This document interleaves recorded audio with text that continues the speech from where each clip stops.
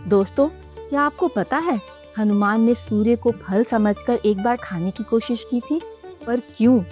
आइए, ऐसी एक रोचक कहानी मैं आपको आज सुनाती हूँ। एक दिन नन्हे मारुति को सुलाकर माता अंजना फल फूल लाने वन में गई हुई थी। केसरी भी कहीं बाहर गए हुए थे। मारुति की नींद खुली, उसे भूख लगी थी। उसने चारों ओर कुछ ढूंढना शुरू किया, पर कुछ न मिला। खिड़की के बाहर एक पेड़ था, जिसके पीछे से उगते हुए सूर्य लाल गोले के रूप में दिख रहे थे। मारुति को वह बड़ा आकर्षक लगा। उसने सोचा, हो न हो यह कोई लाल पका फल है, इसे खाकर अपनी भूख मिटाता हूँ। और मारुति सूर्य को पकड़ने उड़ चले। पवन सुत होने के कारण वह आकाश में उड़ भी सकते थे।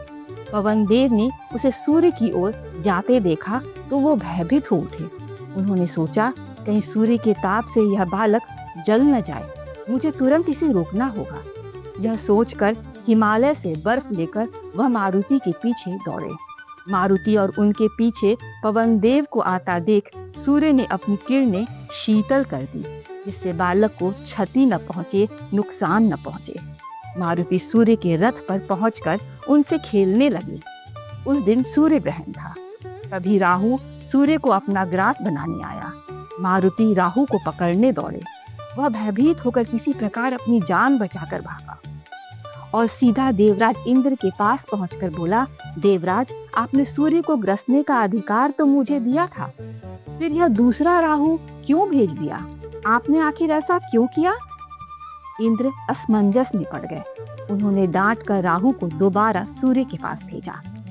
मारुति ने फिर से राहु को देखा तो उसे अपनी भूख याद आई और वह राहु पर टूट पड़ा। राहु मारुति के तेज से घबराकर रक्षा की गुहार करने लगा। इंद्र ने पुकार सुनी और अपने ऐरावत पर चढ़कर उसे बचाने दौड़े। इंद्र को वेग से अपनी ओर आता देख मारुति ने राहु को छोड़ दिया और इंद्र को अच्छा सा फल समझकर पकड़ने दौड़ा। अपनी रक्षा हेतु इंद्र ने अपने वज्र से बालक पर प्रहार किया। वज्र से उसकी ठुड्डी टूट गई और वह बेहोश होकर गिर पड़ा। पुत्र की ऐसी दशा देखकर पवन देव ने उसे अपनी गोद में लिया और पास की एक गुफा में चले गए। बालक को निश्चेष्ट देखकर उनके क्रोध की सीमा न रही। उन्होंने अपनी गति रोक दी।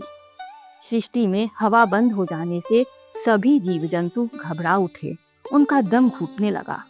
इंद्र घबराकर अन्य देवताओं के साथ ब्रह्मा जी से मदद मांगने लगे। ब्रह्मा जी तुरंत इंद्र को साथ ले गुफा में गए और अपने स्पर्श से उन्होंने मारुति को जीवित कर दिया। देवताओं ने क्षमा मांगी। वायुदेव प्रसन्न हो गए और उनकी गति से सृष्टि हिल उठी। जगत में प्राण वायु का संचार होने लगा। ब्रह्मा जी ने उपस्थित सभी देवताओं से कहा, यह बालक संसार में आपके कार्य साधन के लिए ही अवतरित हुआ है। आप सब इसे वरदान दें। भगवान इंद्र ने वरदान देते हुए कहा, मेरे वज्र से इसकी हनु यानी ठुड्डी टूट गई, इसलिए आज से इसका नाम हनुमान होगा और मेरे वज्र के प्रहार को भी यह सहज ही सहन कर लेगा। यह वज्र देही होगा। भगवान सूर्य ने कहा, यह इच्छा रूपधारी होगा। मैं इसे अपना शतांश देता हूँ।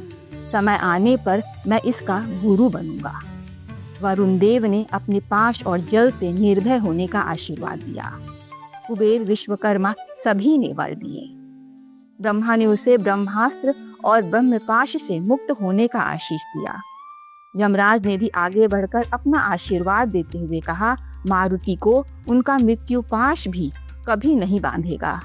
यह बालक अमर होगा। भगवान हनुमान ने सबको प्रणाम कर उनका आशीर्वाद शिरोधार्य किया। सभी देवता अपने अपने धाम चले गए और मारुति अपने माता पिता के पास सकुशल लौट आए।